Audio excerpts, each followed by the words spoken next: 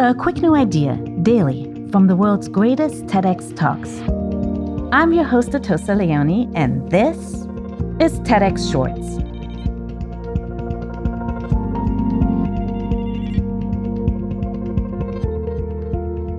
Most politicians choose their words carefully to shape the reality they hope to create. But does it work? Etymologist Mark Forsyth shares a few entertaining word origin stories from British and American history and draws a surprising conclusion. One of my favourite words in the whole of the Oxford English Dictionary is snollygoster, just because it sounds so good. And what snollygoster means is a dishonest politician. Although there was a 19th century newspaper who defined it rather better.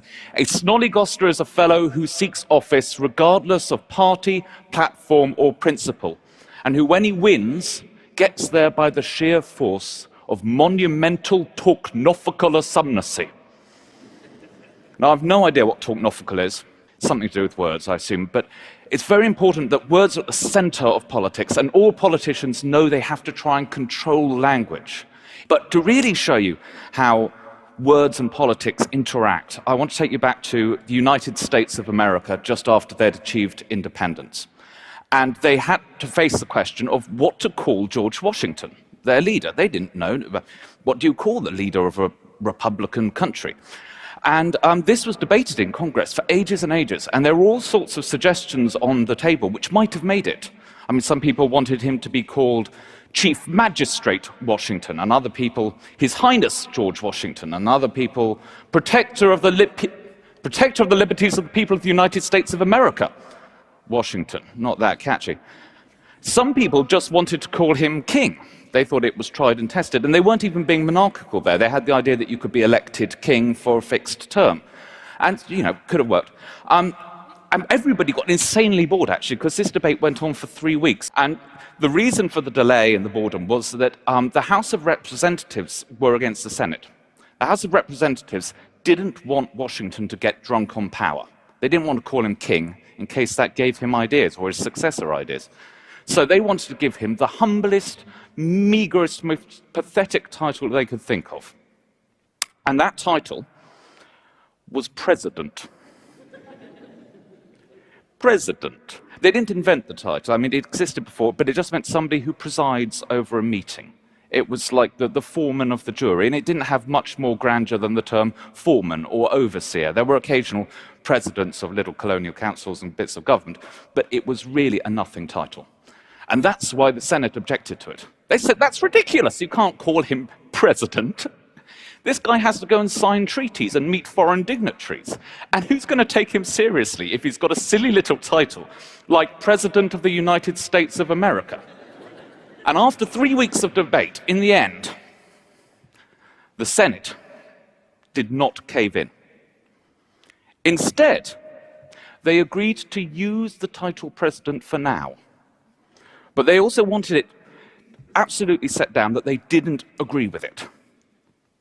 From a decent respect for the opinions and practice of civilized nations, whether under republican or monarchical forms of government, whose custom it is to annex to the office of the chief magistrate titles of respectability, not bloody president, and that in the intercourse with foreign nations, the majesty of the people of the United States may not be hazarded by an appearance of singularity, i.e., we don't want to look like bloody weirdos.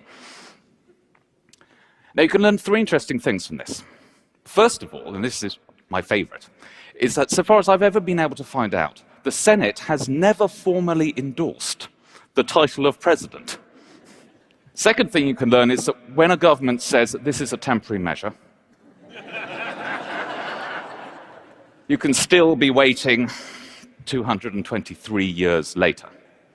But the third thing you can learn, and this is the really important one, this is the point I want to leave you on, is that the title, President of the United States of America, doesn't sound that humble at all these days, does it?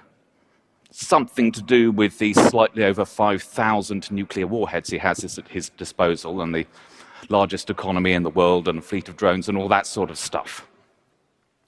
Reality and history have endowed that title with grandeur. And so the Senate won in the end. They got their title of respectability.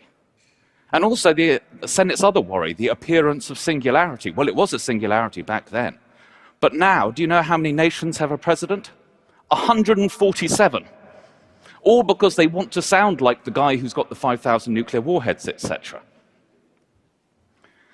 And so in the end, the Senate won, and the House of Representatives lost.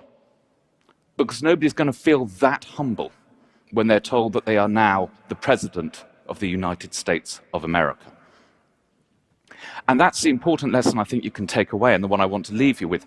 Politicians try to pick words and use words to shape reality and control reality. But in fact, reality changes words far more than words can ever change reality. The TEDx talk you just listened to was recorded at a TEDx event in London, England. All TEDx events are independently organized by volunteers who believe in TED's mission of ideas worth spreading. Special thanks to the organizing team at TEDx Houses of Parliament. Want to listen to more TEDx talks? Explore the entire archive on the TEDx YouTube channel. I'm Atossa Leoni. Thanks for listening, and see you tomorrow.